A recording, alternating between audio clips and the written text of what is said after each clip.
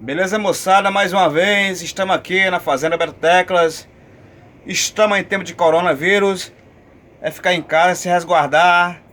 Tomando aqui uma caipirinha de leve hoje. E olha quem vai estar aqui hoje para dar uma palhinha com a gente aqui, ó. Velho conhecido da Fazenda, nosso amigo compadre Zé. Fala alguma coisa aí, compadre Zé. Olha, gente, o que eu tenho a dizer para vocês é não sair pra rua sem necessidade.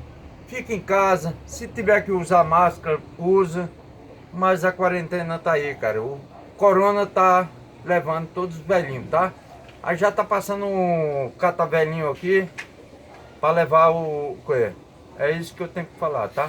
E é isso aí, compadre Zé. E em tempo de coronavírus, pode beber uma cachaçinha ou não? Uma cachaçinha de leve, na hora do almoço, um suquinho de 51 para combater o corona, tá? Isso aí. É. Então vamos passar aqui a palavra E para ele. passa álcool gel e sabão com óleo diesel para poder... Isso aí, tá certo. Vamos passar aqui a palavra pro rapaz aqui, nosso infectologista. Esse não bebe não. Isso aqui come com rapadura e farinha. Fala aí, Marcelinho, o que você acha aí? É melhor pegar uma ali pra nós beber logo, não? Ô galerinha, tranquilão, tamo junto. Então, igual eu tava falando no outro vídeo anterior, vamos fazer o procedimento certo. Vamos lavar a mão, passar álcool gel,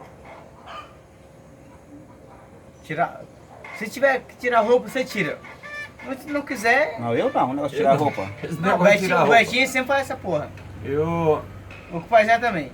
Mas então quem não tá mostrando aí. Pai Zé, pode beber ou não pode, pai Zé? Nesse vídeo aí eu queria mandar um abraço pro meu amigo Galeano lá no Ceará. Muito amigo meu, já tem seus 50 e pouco anos. Eu quero viado, ficar debaixo daquela árvore lá. Fica na quarentena, pai. Isso aí. Não beba. Se beber, não sai de casa, cara. Quarentena. É a quarentena mesmo. E é isso aí, galera. Em tempo de quarentena, é ficar em casa, se resguardar. E quem quiser ouvir esse vídeo aí, ver esse vídeo aí, vai lá no canal Beto Bala e Nordestino Fora do Nordeste. O que tem que fazer, compadre Zé, pra assistir esse vídeo? E agora deu ruim. Só meter o dedo, tá? É só meter o dedo lá. Se inscreve, dá o like lá e tá tudo bem, galera. É isso aí. Exatamente, Até a próxima.